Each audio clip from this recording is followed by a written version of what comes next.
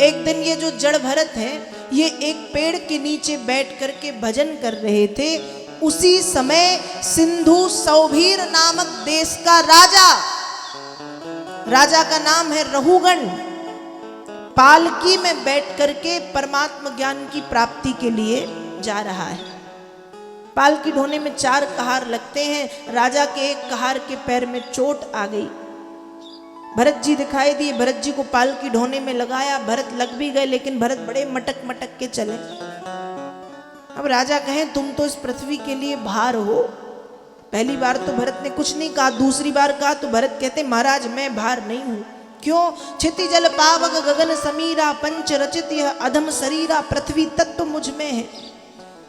रहुगण ने जब ज्ञान की बातें सुनी, पालकी से नीचे उतरे, भरत जी के पैर पकड़े और कहा आप कौन हैं? तब भरत जी ने कहा मेरा नाम जड़ भरत है। तब रहुगण को ज्ञान का उपदेश दिया है कि रहुगण तत तपसा नयाति, न चेत जया निर्वपणाद् ग्रहाद्वा, न च छंदसा नैव जलाग्नि सूर्यै बिना महत्वाद् रजोभिषेकम्। हे वत्स, तपस्या करने से परमात्म ज्ञान की प्राप्ति नहीं होती।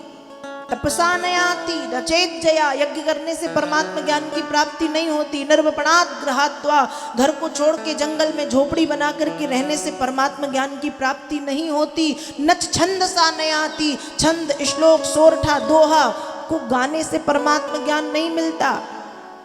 सूर्य जल अग्नि की उपासना करने से परमात्म ज्ञान की प्राप्ति नहीं होती। तो कैसे होती है? कहा बिना महत्वाद् रजोभिषेकम, जब तक भगवत चरणारविंद की सेवा ना की जाए, जब तक गुरु चरणों की सेवा ना की जाए, तब तक भगवान के चरणों का आश्रय ना लिया जाए, तब तक परमात्म ज्ञान की प्राप्ति नहीं होती। हरिनाम ही इस जीवन का सार है। संसार के सुख क्षणिक हैं, जिस सुख का कभी अंत नहीं होता वो अनंत सुख है, और वो अनंत सुख मिलता है भगवत कृपा से। भगवान की कृपा जब होती है तब वो अनंत सुख की प्राप्ति जीवन में भक्त को होती है।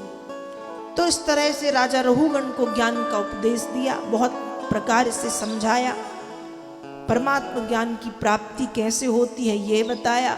और अंत में भरत जी एक ही सार देते हैं जीवन का कि हरि नाम ही इस जीवन का सार है। संसार के सारे सुख क्षणिक हैं।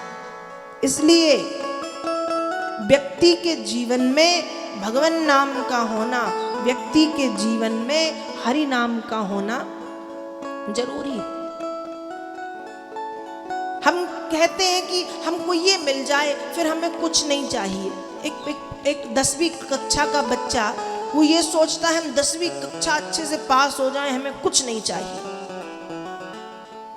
फिर 12वीं में आया तो कहता है 12वीं पास हो जाए फिर तो सचमुच कुछ नहीं चाहिए। 12वीं भी पास हुआ, फिर बोला कि अब तो ग्रेजुएशन हो जाए, ग्रेजुएट हुआ, फिर पोस्ट ग्रेजुएट हो जाए, वो भी हुआ। अब कहने लगा, अभी तक कह रहा था कि पोस्ट ग्रेजुएशन हो जाएगा उसके बाद कुछ नहीं चाहिए, लेकिन फिर कहता है डिग्री खाऊंगा क्या? अब क्या चाहिए? पढ़ लिया तो क्या चाहिए? नौकरी। पढ़ लिया तो नौकरी चाहिए, नौकरी मिल जाए फिर कुछ नहीं चाहिए। अब नौकरी मिली तो मन में फिर बात आई, थोड़े दिन के बाद अकेले जीवन कटता नहीं, अब एक सुंदर सी पत्नी मिल जाए, उसके बाद तो कुछ नहीं चाहिए। पत्नी भी मिल गई, फिर उसके 2-4 साल बाद फिर क्या हुआ कि अब 2 से 3 हो जाए, फिर 3 से 4 हो जाए, परिवार पूरा हो गया, चलो ठीक है। फिर बच्चे पढ़ लिख जाएं, पढ़ लिख गए, फिर बच्चे बड़े हो जाएं, बड़े हो गए, फिर बच्चों की शादी हो जाए, शादी हो गई, फिर कहते हैं पोते का मुंह देख लें, चलो पोता भी हो गया, फिर पोता पढ़ लिख जाए, फिर वो बड़ा हो जाए। ऐसा करते करते हम 90 साल के हो जाते हैं, और 90 साल की उम्र में भी 90 साल के दादा होने के बाद भी हम पंडित जी से हाथ दिखा रहे होते कि जरा देखो तो पंडित जी जीवन में सुख कब आएगा। तो पंडित जी भी कहते हैं अब इस जन्म में छोड़ो, अगले जन्म में सोचना शायद मिल जाए। तो देखो जीवन में ये जो इच्छाएं हैं ना, ये कभी पूरी नहीं होती, एक के बाद एक लगी है, ये हो जाए, ये हो जाए, ये हो जाए, पूरी नहीं होगी, मरते मरते तक सोचोगे कि काश ये हो जाता।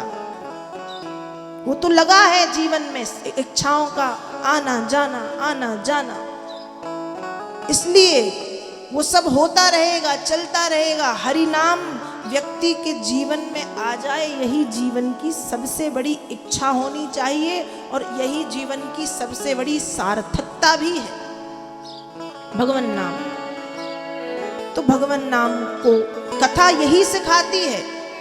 लोग कथा क्यों सुनते हैं? भगवान की कथा क्यों सुनते हैं? कि हम कुछ सीखें, हम कुछ जाने, हमें कुछ मिले। ऐसा थोड़ी आए थे, निमंत्रण पूरा किया, चल दिए। इससे अच्छा तो मत आओ, निमंत्रण पूरा करना है तो रहने दो। कथा इसलिए सुनी जाती है कि 3 घंटे जब हम बैठ के कुछ सुनेंगे तो जीवन को कुछ मिलेगा, कुछ अच्छा मिलेगा। इस कान से सुन के इस कान से निकालने के लिए कथा नहीं होती। या कुछ लोग आए, चलो निमंत्रण का निमंत्रण, हम तो जाके सो जाएंगे, घर पे सोने मिलता नहीं। ठीक नहीं है। फिर इतना पैसा लगाना, पंडाल लगवाना, ये सजावट करना, ये सब फिर बेकार की चीज है। यदि कथा से, 7 दिन की कथा से आपने जीवन उपयोगी कुछ सीखा नहीं, जीवन को सार्थक बनाने के लिए कुछ सीखा नहीं, तो फिर तो ये दिखावा है, सब बेकार चला गया आपका, इतनी मेहनत। कथा मतलब कि 7 दिन में आपको कुछ मिलेगा। 7 दिन में 7 मिनट और 7 सेकंड का भी कुछ भाव आपके मन को भा गया और वो आपने जीवन में उतार लिया, तो आपका कथा सुनना सार्थक है और सुनाने वाले का सुनाना सार्थक है। तब सार्थक है। बैठने से सार्थक नहीं होती कथा, या ये सब करवाने से नहीं होती।